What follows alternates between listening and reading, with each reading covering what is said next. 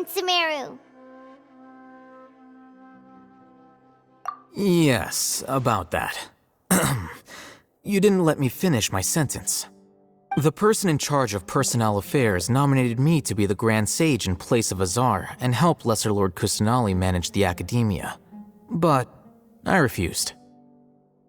Huh? But why? Can't you be a little more ambitious? I'm not even interested in being one of the 6 great sages. Like I said before, I don't like being a leader. Oh, all right. So are you busy these days trying to find others to take the job? That's not my job either. I'm only responsible for handling important affairs within the academia before the new sages take office.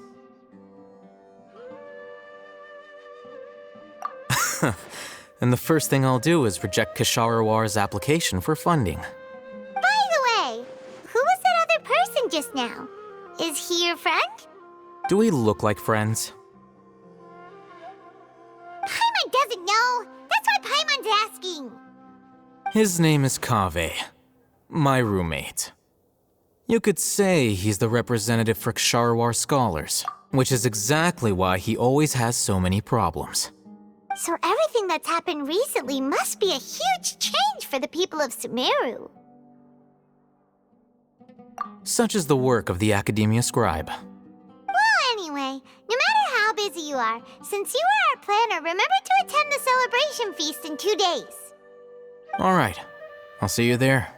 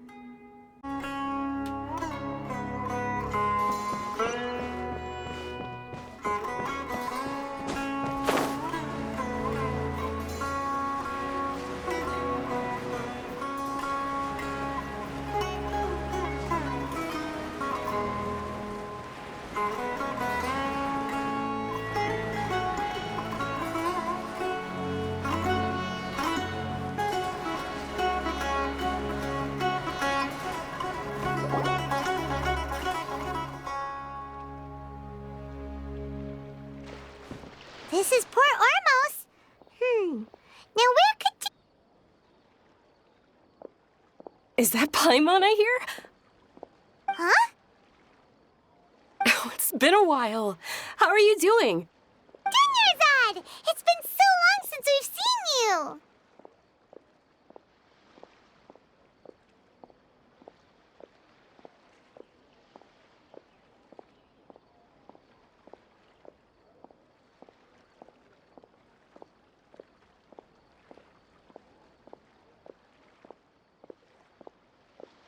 I'm doing well. I can go as far as saying I have never been happier in my entire life. I don't know if you've heard, but Elazar has completely disappeared, and all the patients have recovered. You kidding? Knowing them and the connections they've got, I'm sure they've heard about it. Yeah! That's right. My lady is feeling better now, so I'm accompanying her for a walk. Why do you still call me that, Dia? You've already informed my father of your resignation. I guess I'm just used to calling you my lady. Old habits die hard. Resignation? You mean you're quitting? Yeah, I might start losing my edge if I keep being a bodyguard for the Homayanis. You know that my parents and I are fond of you, and that we appreciate you very much. It wouldn't be a problem if you wish to continue to be our bodyguard. I'm not a woman that's easily persuaded. You should know that by now, my lady. When I took this job, I had already decided that I'd quit as soon as you'd recovered. It's time for me to get back out there and chase that horizon. So what are you gonna do now if you're not gonna be a bodyguard anymore? I want to take a risky job and put my body to the test again. Huh? But we literally just finished one of the most dangerous jobs ever! Are you getting bored already? I know. If I hadn't joined in that plan with you, I wouldn't have come up with this idea. I guess I still get fired up by that feeling of going all out in a fight. It made me realize that I'm still a mercenary through and through. Life is short, and I'm happy that I got to be a part of that operation. But the whole thing also made me realize that there are still many problems in Sumeru. And as a desert dweller, I'm still not completely ready to settle down on this side of the wall. Well, I remember a friend had someone bring you a message. You mean I'll hate them? I didn't expect him to still remember that. I thought he was joking. We just came from talking with Alhaitham at the Academia. Did he tell you that he suggested that I come work at the Academia? What?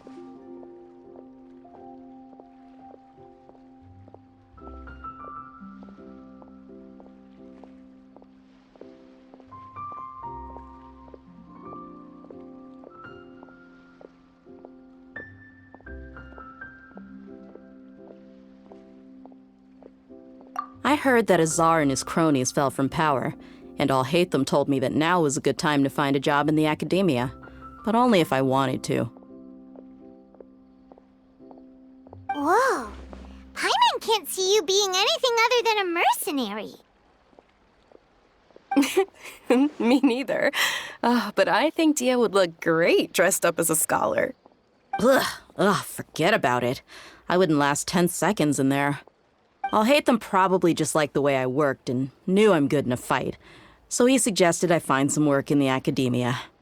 But you know, if you take him up on the offer, Sino might actually agree and let you become a Matra. Because you're super amazing. The Matra have all the talent they need as long as they have Sino. I prefer to be free to live however I choose. In fact, I chose this job from the very start because I knew it'd be right up my alley. Even if being a mercenary means facing all kinds of danger. A lion has to return to the wild sooner or later. If anything, being your bodyguard has been unfamiliar territory for me. I don't want to see you go, but I'll respect your decision. I'm glad to hear you say that. Come on, no need for the sad face. It's not like we'll never meet again.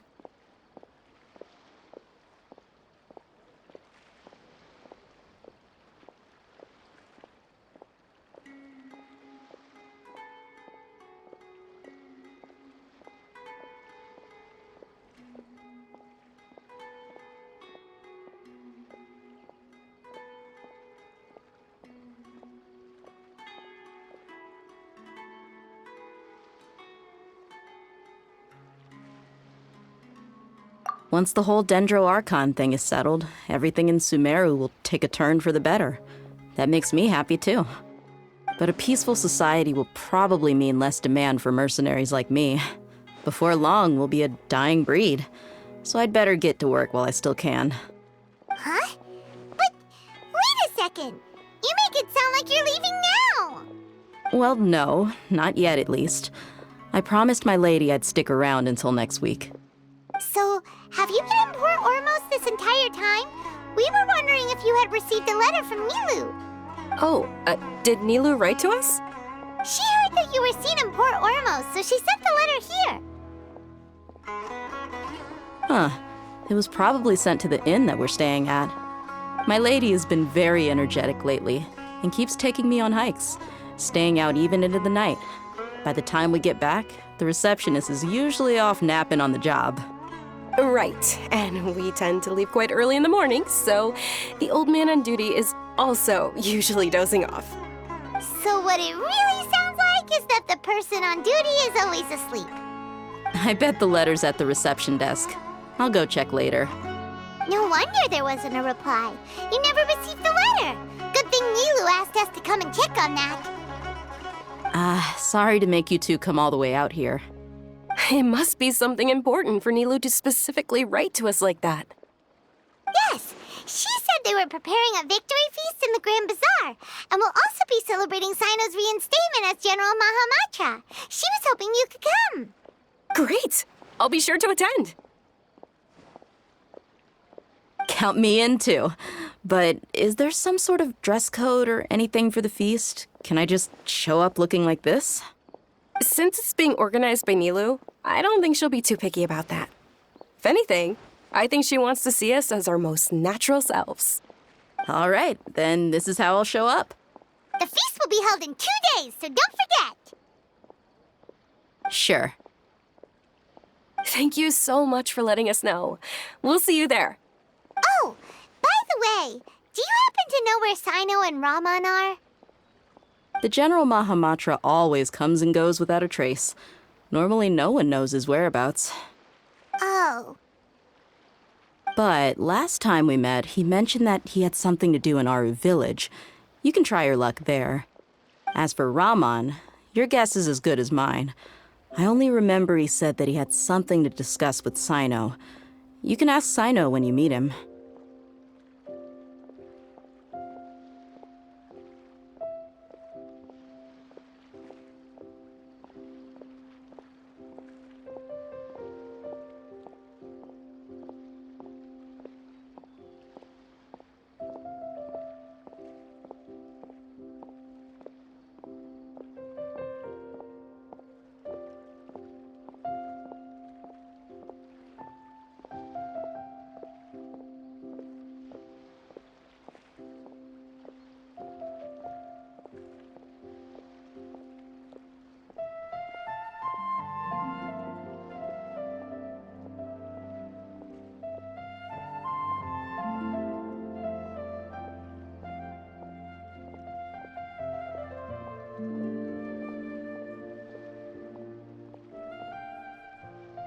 Don't mention it.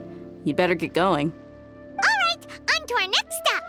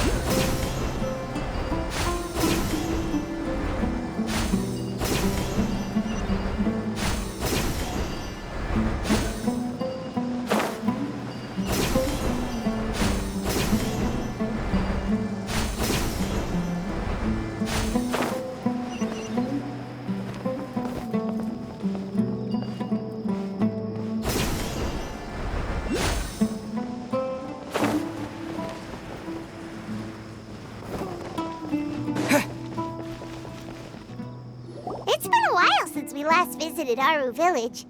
Ah, there's Sino.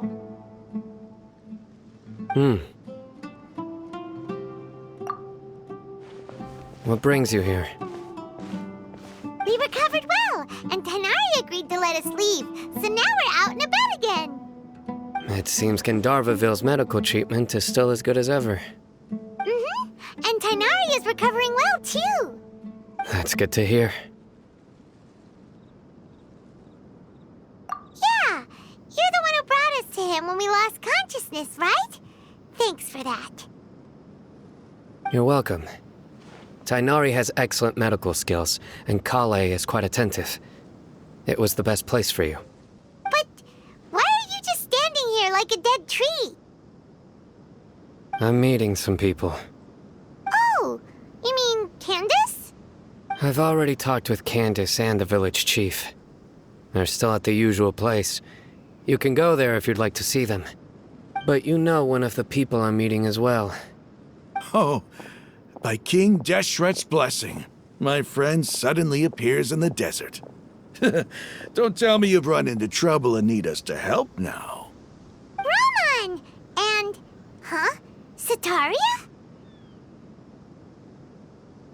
Oh, you know me?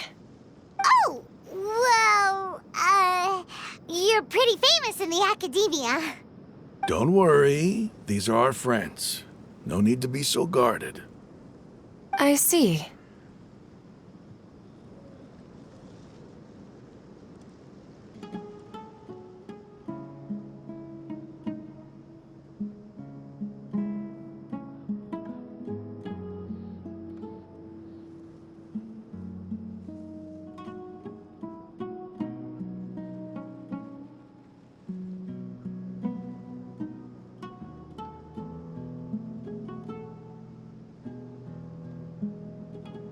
I'm doing well. Many good things have happened recently. Same here. Really, I feel that my whole life has started to shine after suddenly finding a new direction. Oh, tell us everything. Yeah, you go ahead. Alright, well, I suppose I should start by saying I've decided to leave the academia. What?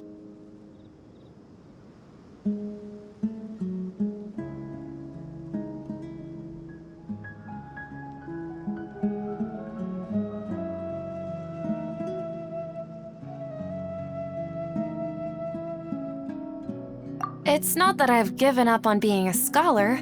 Instead, you could say I've found a new identity. I will no longer pursue research like a typical scholar, but I have not completely given up on my relationship to knowledge either. I can see what you're saying now. What do you mean? I plan to leave the academia and return to teach here in the desert. Wow, so you want to become a teacher? Sataria will return to support education here and teach people from the desert. She can't teach everyone on her own, but there are many of us Eremites all over Sumeru. She came to discuss a collaboration with me and hoped that I could bring her ideas to the Eremites. Yes, it's my hope that the Eremites can help me select a group of smart people with the best aptitude for teaching. I'll teach them, and after they've finished learning from me, they can go educate more people. That is the true meaning of education and the spreading of knowledge. The people of King Deshret suffer from sandstorms, exile, and ignorance. Miss Sataria is more than welcome to come teach here. Her arrival is like a star shining in the desert night. The stars have always guided caravans, thieves, soldiers, and travelers who get lost in the night. They lead those in the dark out of trouble and back to safety. Oh, please, where's all of this coming from? I'm starting to feel a little embarrassed. You deserve these compliments. Mercenaries are accustomed to danger and don't fear death, which is why we recognize extraordinary actions that common people would easily overlook. Sataria's idea will bring much good to many people. At first, I feared it was destined to fail. Everyone knows that the academia doesn't allow scholars to teach in the desert without permission. As you know, all knowledge is under their surveillance and control, and very few desert dwellers are as lucky as me. But what I heard at that time has been haunting my heart, as if there were lightning bolts constantly bombarding my soul. Sataria, you tread a treacherous path, and the longer you ignore it, the tighter the academia's grasp on you will become. Sataria, why haven't you gone home? Never forget that the desert that belongs to you lies elsewhere. Miss. These words sparked something in me, and I knew that I had to bring something back to my people after going home. I gathered up the courage to approach the Grand Sage, only to find that he was no longer at the academia. Lord Sino told me that Azar didn't belong there anymore. Azar has received much needed punishment. Though, if you ask me, it may have been too light. You probably have already heard.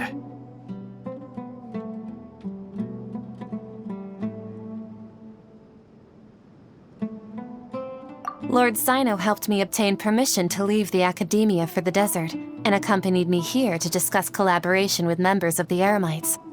My plan was able to go smoothly thanks to him and Rahman. You're all doing so much for the desert. Aside from that, I also have some other business to discuss with Sino. Lesser Lord Kusanali has allocated many resources to support and develop the desert. I've done some business for her, and part of it required the assistance of the Eremites. I applied for a few batches of educational materials from the academia, and sent them to several groups in the desert, as instructed by Lesser Lord Kusanali. I believe the people will make— That's exactly what the people here need. Physical books and other related items. If it weren't for Sino and Lesser Lord Kusanali, I'm afraid we'd never be able to get our hands on them. Apart from this, the academia is also recruiting scholars that are willing to teach in the desert. I'll let you and Sataria know as soon as I have any more news. We must be persistent about this, and maintain these resources to ensure long-term effectiveness. This is the first time in hundreds of years we've had a glimmer of hope. I think this may be the turning point for the desert. Remember these words. Here lies our faithful priest, Kasala. His wisdom is a miracle among the people, deserving of high praise and admiration. I hope people with wisdom like that priest will rise again among the desert dwellers. Then we'll once again see the wisdom and glory that once shook the world. Enough about us. Are you here to discuss some business too? No, not at all. We're actually here on behalf of Nilu. Nilu wanted to write to everyone, but she wasn't sure where the letters should be sent, so she asked us to come find everyone personally. A celebration feast will be held in 2 days at the Grand Bazaar.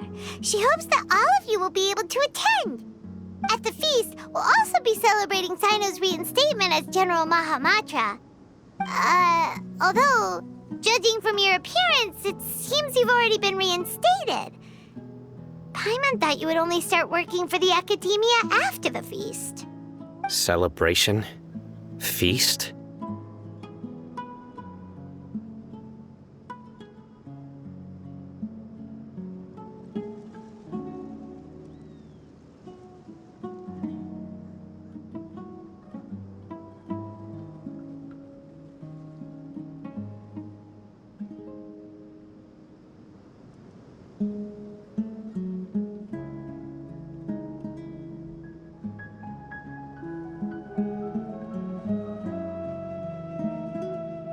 It's the first I've heard of it. Tainari was right. He really didn't know. This feast is for you, Sino. Sounds to me like you'll have to be there. It's rare to see that kind of expression from Lord Sino. You must not like feasts very much. No, not really. But I'll go.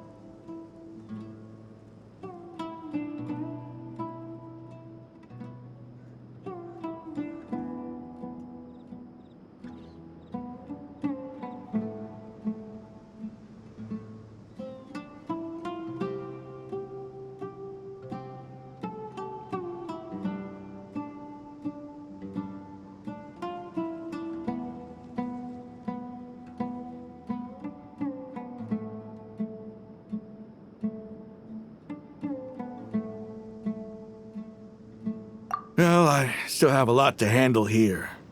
Besides, I need to look after Miss Sataria in the desert, so I'll have to pass. I'm afraid I won't be able to join you. Although, if you'd be so kind, please give a message to Miss Nilu for me. The message is, I'm sorry for how I treated you before, but now I understand the beauty of your dance. It's like a light shining in the sky. You and the art you symbolize are not only beautiful, but also lively and powerful, so much so that it was prohibited. Please keep dancing, and someday I'll be able to appreciate your art in person. Okay, we've got all that down. Our job here is complete as well. Oh, sign. Got it.